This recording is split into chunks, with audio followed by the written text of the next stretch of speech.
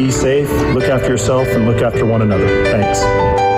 Learn how you can help first responders in your community by texting BRAVE to 24365. You're home to the NFL. WGSX Lynn Haven. WVLQ Port St. Joe. ESPN Northwest Florida.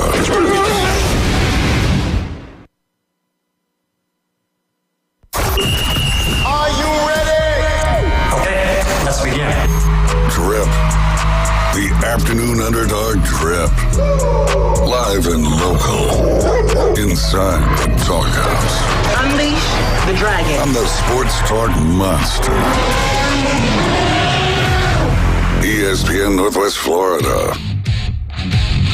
What's going on, Northwest Florida? You're in the doghouse. You're riding with the Afternoon Underdogs, and you're tuned in to ESPN Northwest Florida. We're on 104.3 here in Panama City, 101.9, the Forgotten Coast of Port St. Joe. I'm David Hayes, along with Coach Brian Haddad and Bone Crusher with us on the ones and the twos. Hope everyone out there had a fantastic weekend. Y'all were safe out there, and glad to have you back with us this Monday. We do have another opportunity for you to win, for you and a guest to win 18 holes over there at Bay Point Golf Club via the Blast at Bay Point. We'll have your opportunity today at 5:40.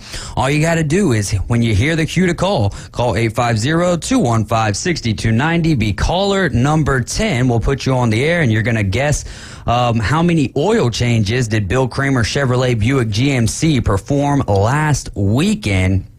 And then if you get the number correct, you and a guest get a round of golf over there at Bay Point Golf Club. If you don't, as a consolation prize, we're going to hook you up with a large bag of range balls, also there at the driving range of Bay Point Golf Club. So great stuff. We've had two decent guesses to this point, and we'll see how we fare today at 5:40 for the Blast at Bay Point. We've got the coach's preseason poll that's dropped. We've had some fights in baseball, fights in the rings. Was SummerSlam this last weekend? It was. How was that? Interesting. All right. Mixed bag, if you will. I'm sure if Kyle's listening, he'll probably give us a holler in here. We were texting a little during the show, but there was some good things, some bad things, and some stuff that we probably won't know if it's good or bad for a couple of months here. But yeah, I heard something about the main event where, what was it, Jey Uso and Roman Reigns, and a little bloodline splitting even more so? They constantly throw curveballs. Is the storyline tiring yet to you, or are you loving it? No, I still like it because I'm curious where they're going to go. This one I did not expect, and we can get more into it later, but generally speaking, SummerSlam, I think, the way I phrased it to Kyle when we were talking was there were a lot of cool ideas that they needed 1 or 2 more weeks of preparation for them to really hit home. Right. It felt rushed a little bit. So I think a couple of weeks from now, I'm going to feel a little better about it when I see exactly where they're going. Gotcha. But, we also had the Jake Paul, Nate Diaz boxing match.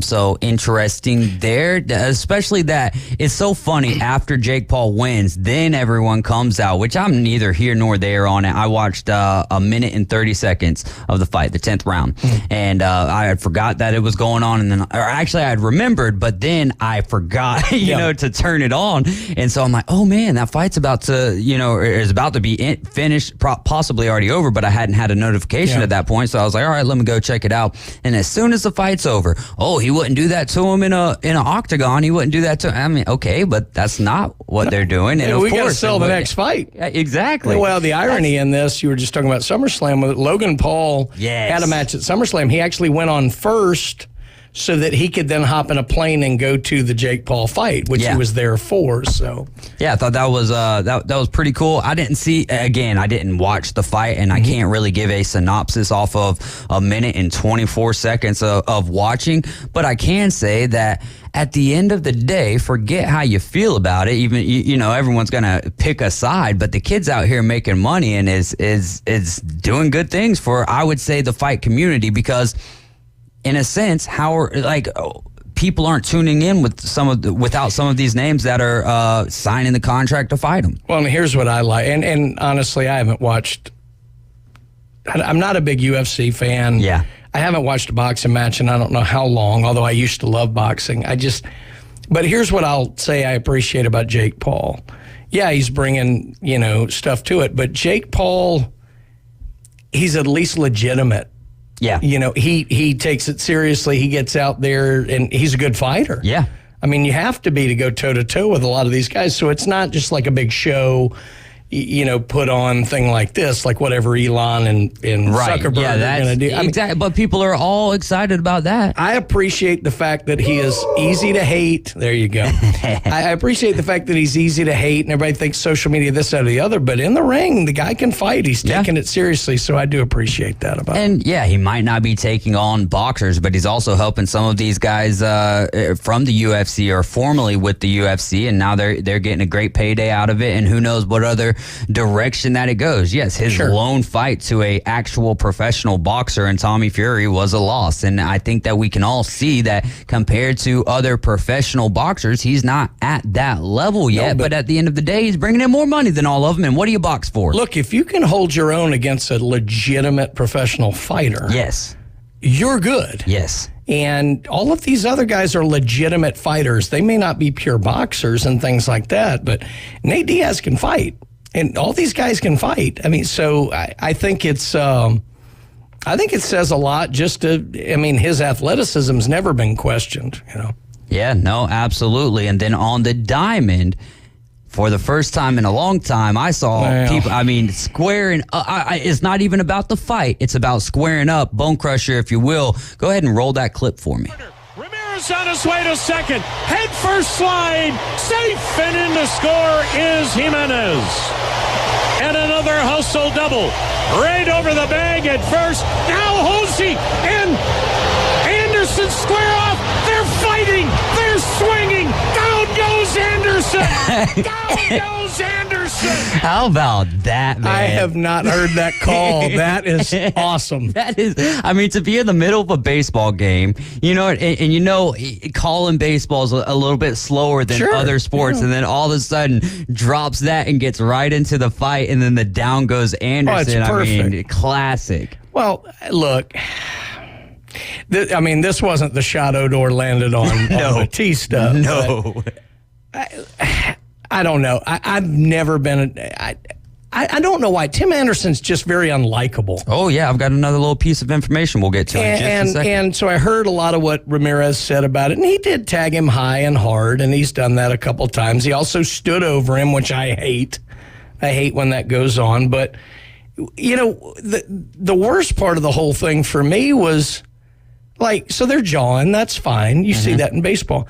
Anderson, goes full, 1880s, put your dukes up, pugilist. Right-handed guy standing in a southpaw stance. Yeah, first of all, if you're going to do that, you better win. But I don't know. It was a little bit weird. Anderson was just throwing Ramirez was throwing wild haymakers. Anderson was kind of getting held back. So Ramirez landed somewhat of a lucky shot. Oh, no doubt. He was in a headlock, essentially, when he threw that, too. But he got him. Yeah. The funnier thing to me was how long it went on. Yeah. Usually those baseball fights don't go on that long. You would have expected the umpires or other teammates to, by the time that they drop the glove in, are in a stance, and there's, 5 seconds, which in fight time is an hour. But it kept going, and it would spawn off, different. And usually you see that because the guys will come back. And Anderson did try and come back out there and whatever. But new people were getting in fights all the time. And my favorite thing about baseball fights all the time. Yeah. Watch the guys running in from the bullpen. Oh, yeah. They run faster out to the mound to pitch. Yes, they do. They're I guess we got to go. Absolutely. And, it is the laziest jog ever. I wish we had the clip because we've had Jay Chapman, not on the Afternoon Underdogs, but on the Inside Drive talk about, actually, I think he's talked about it on the Afternoon Underdogs as well, but talked about his first brawl experience, and that was the thing. It was a very slow jog out, and then also let me go find a buddy or something and we can pretend that we're shoving each other or whatever, and I'm paraphrasing. I'm doing a terrible job at, replicating that story. But yes, that's a true fact there. To be perfectly honest, the only fights that are worse than baseball fights are soccer fights. Because in soccer fights... what, Zidane? Well, Zidane, that wasn't a fight. That was just I'm going to drop you. But no, if you watch, you'll see clips of soccer fights. First of all, when the fans come out now, they're crazy. Yeah. But when soccer players get in fights, I mean, as you would expect, all they do is throw like flying kicks. Yeah. Like there's no punching going on. It's just flying kicks and this, that, and the other. And it looks like 8-year-olds. It's whatever. I don't want to deviate too far from the topic that we're on right now, but I think we will have to talk about kicks that were flying, or at least soccer balls that were flying over the post in the Women's World Cup. We'll dive into that. But Tim Anderson's been suspended 6 games. Jose Ramirez got 3 games. Emmanuel Clase got 1 game. And then also Francona, Gerfal, and Sarbar are all suspended for a game. Yeah, Sarbar definitely needed to get 1 because as it was calming down, although I give him credit, he was jawing when it was him and 20 White Sox. Yeah. Like he was just in the middle of enemy territory and he didn't back down at all. And then he disappeared in the scrum. But no, he probably should have gotten more than 1 game because he, to me, is the one who kept it going. Yeah. Interesting that Tim Anderson got double the amount of Jose Ramirez when it did seem to be, even though he was the first one to drop the gloves or whatever. That's why he got it. Yeah.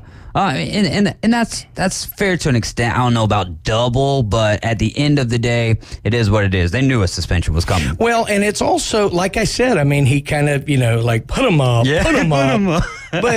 But in doing that, like he clearly signaled we're fighting. Like it wasn't like a typical thing where you're jawing, and then all of a sudden a haymaker comes out of nowhere.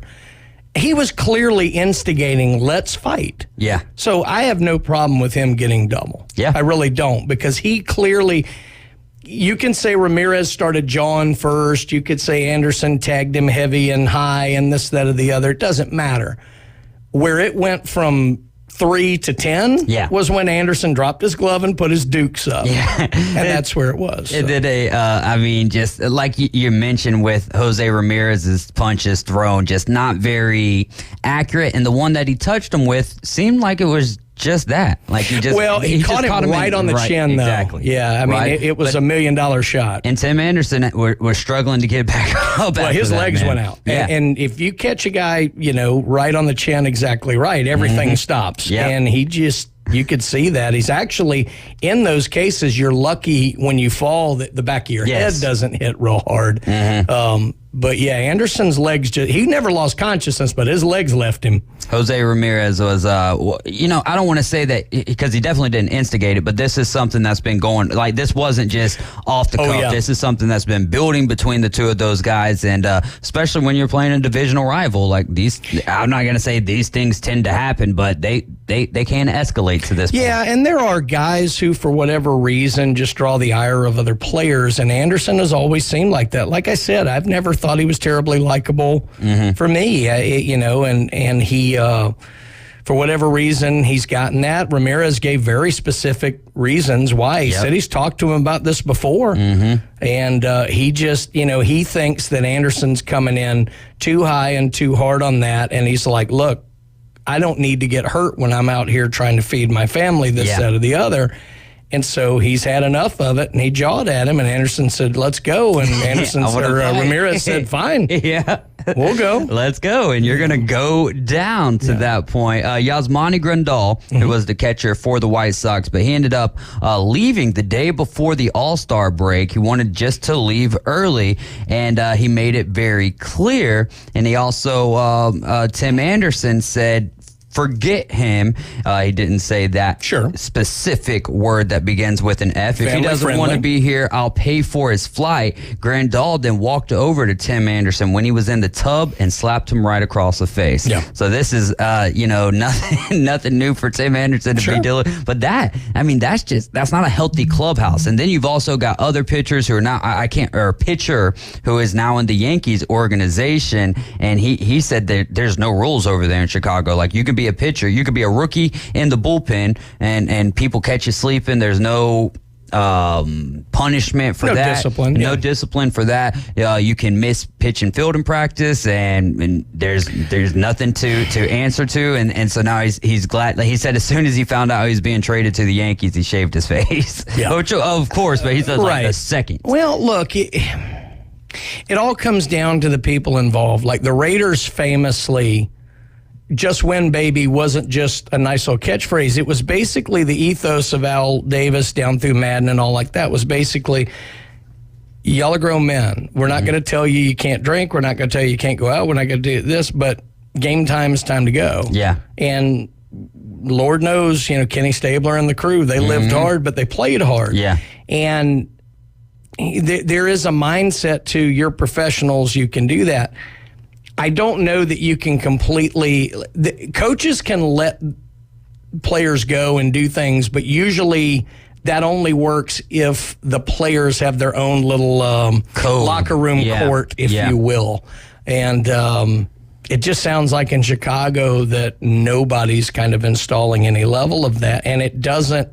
It might work for a little while, but you have to have some level of understanding that when it's time to come do business, then you need to do business. So I don't know. I don't know all the ins and outs of that, but it sounds to me like there's nothing from the higher ups and there's nothing within the club. There may not be enough players with enough gravitas to be able to lay down the law like that in the locker room. So. Yeah, 100%. Wouldn't have been an issue under Ozzie Guillen, though, I can tell you that. No, it would not have been too much discipline. Oh, my goodness. You're listening to ESPN Northwest Florida. You're riding with the Afternoon Underdogs. You can give us a call today, 850-215-6290. I just realized that we've been in this segment for 16 minutes, and I forgot to grab the show sheet off of the printer. Thank goodness for the old internet. So the U.S. women's national team, they lost in penalty kicks to Sweden, got knocked out of the Women's World Cup in the round of 16 for the first time in history. This goes to show how little I know about the Women's World Cup. I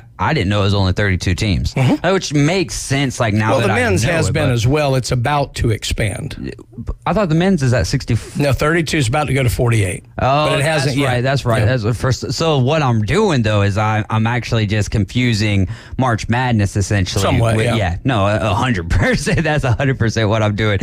So yeah, I actually somehow I just woke up at like 5 o'clock in the morning and I did the little channel search on my antenna and it lands on Telemundo. Yeah. And it's in the middle of the penalty kicks. I think U.S. has got the advantage at this point. Anyways, it's still really close, and it was just one of those things. Watching, I hate to say this, but with all of the it's not just the anthem, it's more or less for me like the fair pay across the board and all of that stuff. I found myself not necessarily rooting against them, but whenever it lost, it was like, hey, like karma. Right. You know what I mean? One of those issues, and like the whole Megan Rapinoe thing with her laughing afterwards. I don't take too much stock into that because I don't think she's laughing at it like she's not. That's happy. It's just one of those things like, holy cow, I rarely. That's a nervous reaction. Yeah, exactly. So give me your synopsis, your takeaways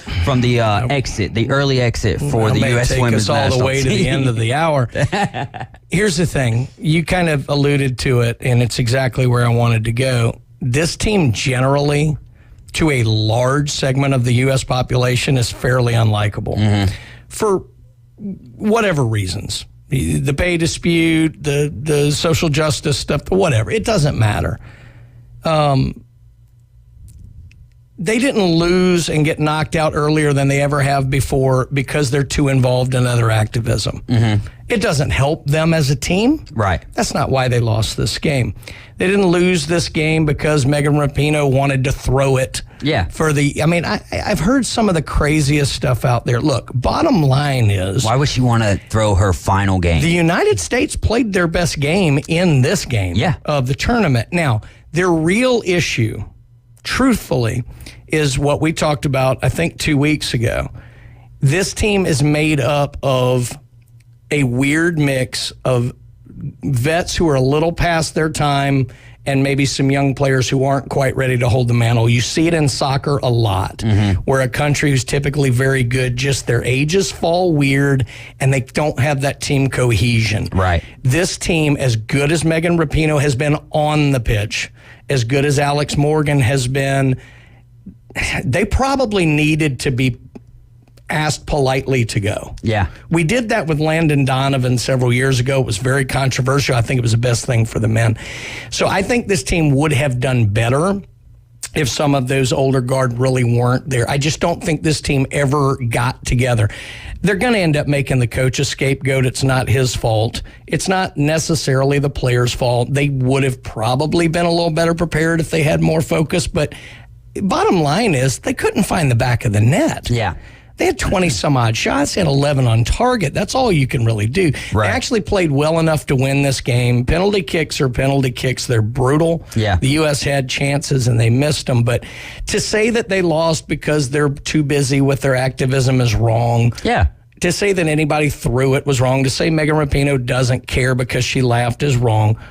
This team just wasn't really set up to be as good as they've been in the past. And ultimately, it comes down to that performance. And look, I say that as someone who's been highly critical of several of these players. Right. But at the end of the day, you know, we just weren't good enough. And sometimes that happens, you know. We're used to being in the final or winning. And, you know, this year we're just not. It just worked out that way. 100%. That's such a great answer to that, because, of course, I see a lot of people saying, oh, that's why they lost. And I don't think that's why they lost. I think that's why they had some of their fellow countrymen almost to a degree rooting against them. Yeah, I was going to say, look, I was a little like you. I wouldn't say I rooted against them. No, just like whenever it was over. I really didn't watch because I just don't. I don't really. I'm not a Megan Rapinoe fan. I understand. I'm actually glad she's passionate about what she believes in. I just happen to differ on most of it. Right. Particularly protecting women's athletics. But, you know, I'm not going to actively root against the United States, but I hate it for... You weren't rooting for, like, over and beyond. I just wasn't that interested. Right. Me neither. And I don't like the fact that a large swath of the population really doesn't have interest in it because of all these external things. You want to cheer for your country. You know they're great athletes. You know they work hard. And I hate it for some of the young ladies who have had run-ins along the way with the national team and with women's professional soccer due to differing beliefs, which is frustrating. It should be all about how they play on the pitch together. But it's just unfortunate that there are a lot of people who almost take glee in the fact that this team lost. I don't. If anything, it's almost worse. I'm kind of non-affected. Yeah, that's a great point. We're going to keep it rolling. You're riding with the Afternoon Underdogs. This is ESPN Northwest Florida. We're going to go round the track with RJ Starcevic when we return. Keep it locked in to ESPN Northwest Florida.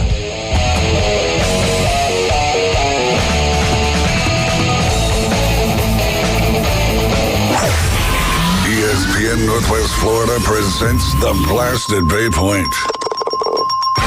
Listen to Win Your Tea Time at the legendary Bay Point Golf Club in beautiful Panama City Beach. You ready to play some high-low? I'm gonna try. Listen weekdays at 8:40, 12:40, and 5:40 to play high-low for a chance to win 18 holes at Bay Point Golf Club. I tell you what, you're gonna enjoy it. You're gonna love it. Listen to Win the Blast at Bay Point from ESPN Northwest Florida. This is Joanna with ESPN Northwest Florida. Here is your weather forecast on this Monday afternoon. The remainder of the day, sunshine and 91 with a moderate breeze at 14 miles per hour out of the west-southwest. For tonight, mostly clear skies and a low near 83. Tomorrow, mostly sunny in the morning followed by possible thunderstorms and a high around 90. For Wednesday, some sun and a possibility of thunderstorms and a high of 89. This weather forecast is brought to you by Ellis Agency Insurance. Thank you for keeping that dial on ESPN Northwest Florida. Rely on it. He's PCB Hobby, the beach's premier hobby store for sports cards, comics, coins, and trading card games. PCB Hobby carries the largest selection of boxes and packs from the latest releases of brands like Topps, Panini, Leaf, and more. Looking for a specific player or team? PCB Hobby has a wide assortment of raw and graded cards. They carry parallel rookie, game used, and autographed cards in both modern and vintage. Have a collection you want to sell? We buy, sell, and trade. PCB Hobby on Back Beach Road, just east of Florida Linen. Call 850-320-8388. Ellis Agency Insurance has been serving Panama City and Bay County for years. They offer a full line of affordable insurance coverage of all types. Many people are attracted to Ellis Agency Insurance because of their friendly, knowledgeable staff. Call independent agent Johnny Ellis for a true comparison of your personal or business insurance. Ellis Agency Insurance at the Old Cullen Insurance location, 1134 Harrison Avenue, across from Dandy Donuts and Deli. Call 763-1627. Hometown Sports Talk from Hometown Hosts. People are loving it. We're live and local. Now back to the Afternoon Underdogs. Are you kidding me? 104.3 ESPN Northwest Florida. And we're back. It's the Afternoon Underdogs right here on ESPN Northwest Florida, 104.3 here in Panama City and 101.9 in Port St. Joe. And I'm kind of getting used to these races that get rained out on Sunday, and then we move to Monday, and then I just get to hear from RJ Starcevic, go around the track with RJ and learn about the race since I'm running the board there for the inside drive from 11 to 1, so I wasn't able to catch any of it. I did have it on my TV, though, yesterday afternoon, but I didn't get to watch a whole lot of it because of that there rain. RJ, what's going on, my friend? Nothing too much. Yeah, we're really getting sick of these rain-delayed races, huh? I mean, especially as we're approaching Daytona. You know, Daytona is supposed to be the weekend we're always scared of rain, and it seems like every other weekend it's been raining. So another Monday race in the books. Thankfully, we didn't have to wait too long today. It finished up around, I think, like 2 or 3 o'clock. So, you know, everybody could carry on with the rest of their beautiful Mondays, I'm sure. But, yeah, a lot of rain, and hopefully no more of it this year. Give us a recap of that race that was up there in Michigan this Monday afternoon. Yeah, so we had 74 laps of it yesterday, and then the rest today. Yesterday it started off not calm at all, I would say. A lot of single car incidents, a lot of spins. We saw Chase Elliott DNF yesterday, Kyle Busch DNF yesterday, Josh Berry filling in the 42. Spun out into the wall. He DNF'd. So a lot of cars already before, didn't even have to stay until Monday. They were done on Sunday, which obviously isn't what they wanted, but that was just the reality. So we come in today, and we were kind of in the middle of like a strategy pit cycle-ish. So kind of the field was mixed up a little bit. People were trying to see how much they could save if they could make it to the end of stage 2. Ultimately, Martin Truex Jr. just came out as the guy, like the fastest car on the racetrack. Kind of showed a little bit of that Sunday for sure, but really showed it, at the middle of the race today. And we've talked about it past weeks, and everybody's been talking about it around the world. They call him Monday Martin. Every time a race is on Monday, that man just seems to be either super fast or great enough for second, So Martin Truex Jr. dominated the race. He swept the stages, so he won a stage yesterday, won a stage today. And we're coming to the end of the race. A little strategy call was played, and Chris Buescher was able to hang on and win that race. Obviously, he still had a really fast race car, but it was so tough to pass once you're on equal tires, like Martin Truex said. He caught up to Buescher with about 20 to go, couldn't get by. Caught him again with just about 2 to 3 laps to go, couldn't get by. It was a really fun battle to watch. Really great run to the finish. So I'd say pretty great race overall, to be honest. For a Michigan race, I think it was pretty solid. I know the fans enjoyed it. And Chris Buescher, two wins in a row. I know we talked about how much of a statement win last week was. Now he wins again. Now you got 2 wins up there. A lot of playoff points, a lot of momentum going to the playoffs. His teammate and owner, Brad Keselowski, finished fourth. Huge things going for RFK. Now, did Chris Buescher win back-to-back last year as well?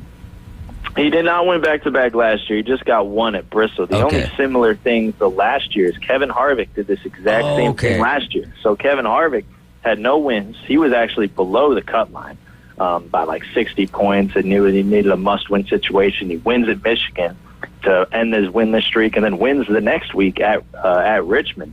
Gets 2 in a row. So now flip-flopped a little bit here. Buescher gets his first win of the season at Richmond. Goes back-to-back the next week at Michigan. So little similar to Kevin Harvick style last year, where now it's like in 2 weeks, it was kind of like somebody you're like, okay, are they going to make it past the round of 16, the round of 12? Now it's like, okay, these guys are really fast.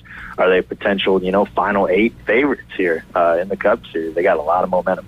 Yeah, so we'll have to see if Chris Buescher can prosper, being that he's from Prosper, Texas. Is he? So answer that question for me. Is he a threat to win it all? I'd say definitely a small threat. I mean, because we still have a lot of people out there that are going to be championship favorites, other people are going to put above him. You got Christopher Bell, still been very consistent. You still can never count out Kyle Larson. I think Martin Truex Jr. right now, as we speak, I believe is the current championship favorite. You got William Byron, who's been great all year long. But Chris Buescher now, if you can peak at the end of the season, we've seen it with this championship format, it can pay off. And so if RFK can really be a team here, if they're going to peak towards the end of the season, with some of the tracks that we have towards the end of the year, and to be able to win 2 races in a row on 2 different tracks. And the thing different from Kevin Harvick's situation last year is Kevin Harvick was, like I mentioned, 60 below the cutoff when he did this. Chris Buescher was already like 130, 140 points above the cut line. They had already had a great, consistent year, just hadn't had that win yet. So now with 2 wins in the book, yes, I would say as far as, ranking the 16 teams in the playoffs, that they started today with the current momentum and with the current speed that they've shown, I would put them in the top 8. I think RFK, and that especially that 17 team, has been really fast. Chris Buescher's already won a championship in NASCAR. He's proven he's been able to get it done in the playoff format. And I would definitely put them up there. Maybe not the championship favorite yet. I think there's a few guys to put above him, but top 8 in the playoffs right now, I'd say Chris Buescher's right there at 7 or 8. I like that a lot. You're listening to ESPN Northwest Florida, and we're on the line with RJ Starcevic. He is the host and creator of the NASCAR Report, which you can find on Instagram. The one thing with Martin Truex Jr., I think what he would like to see is some of these playoff races being postponed until Monday, and see how he fares there. But who all to this point has clinched a spot in the playoffs? So yeah, we got a lot of people with wins as I look through here. I know the people on points that have clinched their spot would be Kevin Harvick and Brad Keselowski. Essentially, they haven't won yet, but Harvick 180 points above, Brad Keselowski 168 points above. They've essentially clinched their spots in the playoffs. Drivers with wins, we got Martin Truex Jr., William Byron, Denny Hamlin, Kyle Busch, Kyle Larson, Ross Chastain, Christopher Bell, Chris Buescher, Tyler Reddick, Ryan Blaney, and Joey Logano all have wins. And then, you have Bubba Wallace and Ty Gibbs currently sitting above the cut line. Bubba Wallace plus 58, Ty Gibbs plus 3. And then the drivers obviously right below them fighting for the playoffs. You got Michael McDowell right there, Daniel Suarez right there. AJ Allmendinger lost a little ground today, but still right there, I think just about 26 points back of that cut line. So the cut line's getting real heated up. You really pretty much got 2 spots to really fight for here, and we got 3 races left in the season. So Brad Keselowski and Kevin Harvick aren't totally safe. They need one more race, because if we got 3 different winners, and one of them was the odd man out, they would not be locked in at this current moment. So as long as we don't get a new winner at Indianapolis, then Harvick and Keselowski are both locked in. But a lot of the drivers are locked in. We pretty much know what the field's going to look like. We're just waiting for those last 2 spots. Did anyone hurt their playoff chances yesterday and today at Michigan? Yeah, big